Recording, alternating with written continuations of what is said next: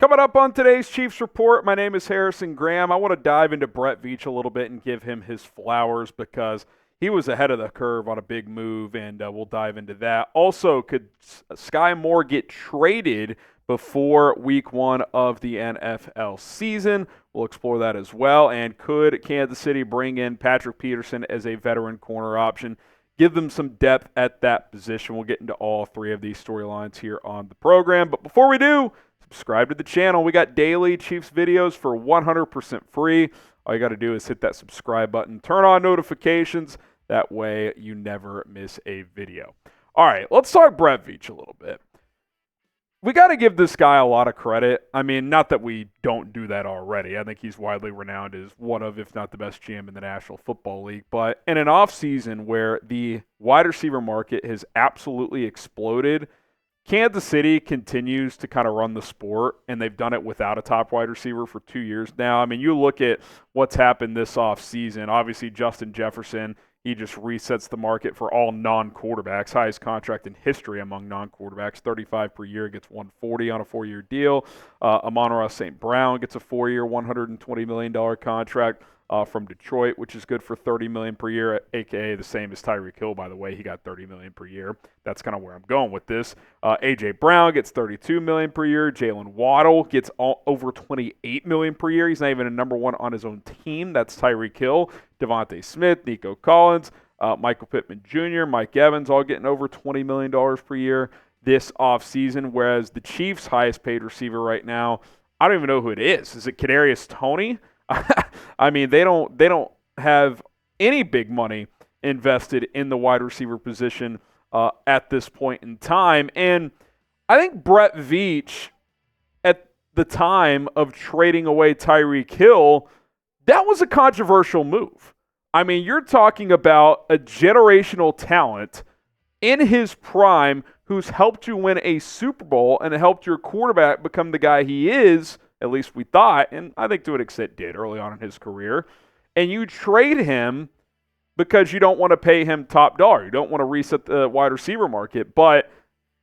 And look, did the Chiefs think they were going to win the next 2 Super Bowls without Tyreek Hill? Probably not, but they did feel confident in their roster construction and, more importantly, their head coach and quarterback, Andy Reid and Patrick Mahomes. I mean, if you revisit this trade, Tyreek Hill to the Dolphins, they got a lot for him, the Chiefs did, but nothing crazy. Their first-round pick they got was 29th overall. They got a second, a fourth, and a sixth. I mean, they got a high volume of picks, but it's not like they got a top 10 pick for arguably the best receiver in football.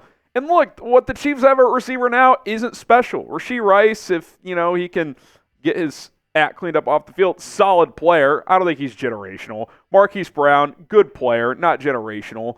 We'll see what Xavier Worthy becomes. Kadarius Toney hasn't worked out. Skyy Moore hasn't worked out. They had Juju Smith-Schuster the year after Tyreek Hill. Solid player, but nothing special. The point is Mahomes can make it work. And I think that's what the Chiefs identified. Hey, do we want to give Tyreek Hill 5 years on $150 million? And mind you, 2 years ago, before this wide receiver market has exploded. Or do you want to trade it, get some draft picks? You're able to draft a George Karlaftis because of it, trade up for McDuffie, all this other stuff, guys who become core players. It was ballsy. I came on the show and said I thought it was a mistake, and clearly they've paid off. Now, I'm not saying these teams paying these receivers were wrong or that these guys shouldn't get that money.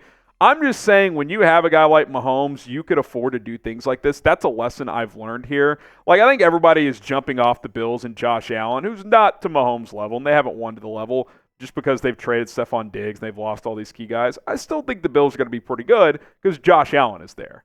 Mahomes is there. How many years did Tom Brady make it work in New England with the Danny Amendolas, the Wes Welkers of the world? Sure, he had unreal couple of years with Randy Moss, just like Mahomes statistically probably had bigger years with Tyreek Hill. But from a team roster construction standpoint, Patrick Mahomes doesn't need the best of the best to go win 12 games at a Super Bowl. He's proven that the past couple of years. So I just want to give Brett Veach a lot of credit. I think that was a controversial move at the time. It's obviously paid off well. I think the Dolphins are happy with how it's worked for them. But at the end of the day, they haven't won a playoff game. So it's just interesting to revisit these trades a couple of years later. Especially now you're seeing the wide receiver market explode. The Chiefs pay hardly any money for receivers. I guess Marquise Brown's their highest paid. I should have said that earlier. And they're they're just chugging along just fine. Grade Brett Veach as a GM. A, B, C, D, or F. Pluses and minuses encouraged. I don't see how it's not an A+. I mean, the guy just continues to make good decisions, drafts well. It's a hell of a job this guy has done.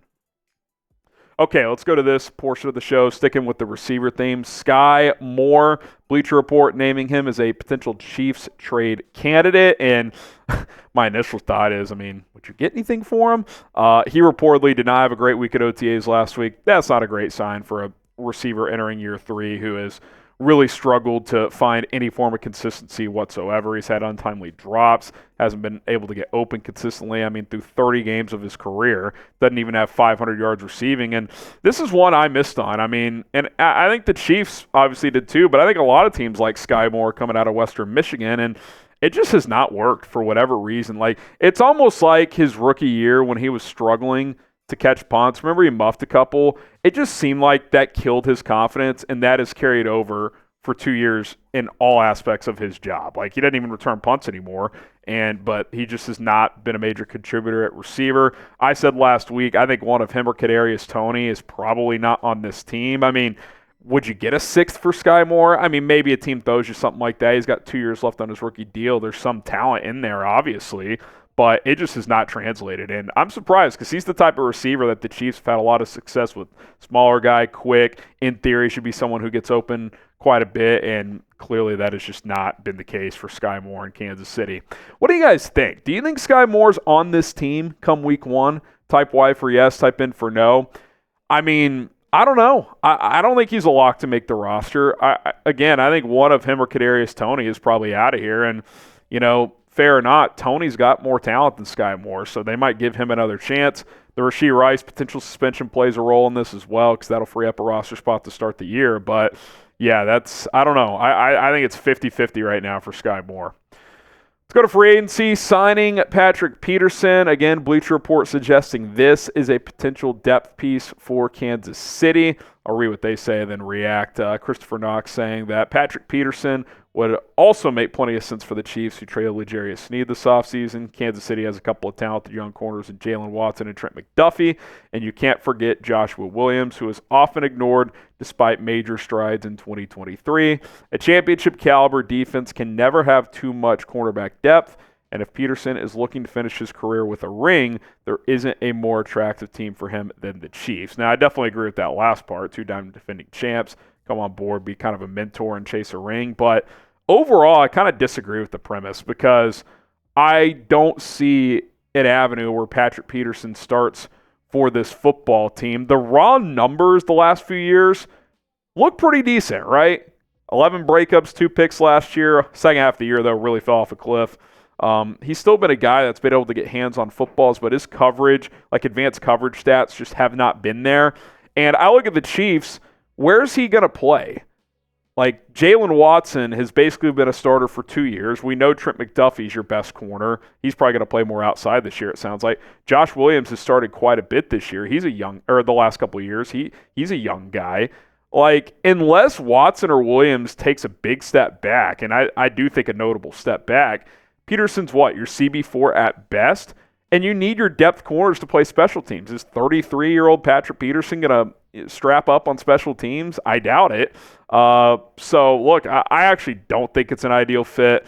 If he's looking to still play and contribute, and, you know, he played some safety late last year. Well, you've got like 3 or 4 safeties right now. You drafted Jaden Hicks out of Wazoo, who they like. So I just don't think there's a role for him here. So I don't think he ends up in Kansas City. I disagree with the idea that it's a good fit. Name a free agent that you think the Chiefs should sign. I don't think Patrick Peterson is that guy. I think left tackle is still an area I would look at, whether you bring back Donovan Smith or, you know, see if David Bakhtiari is healthy enough to go. Maybe you bring him in here. Or, you know, I'm looking at that defensive line. Get another pass rusher in here while Charles Omenihu recovers from a torn ACL. Drop a name down in the comments. And don't forget to subscribe to the channel. We will continue to cover the latest Chiefs storylines. You got another batch of OTAs coming up here, so we'll stay on top of that. So hit that sub button, and we'll see you guys soon.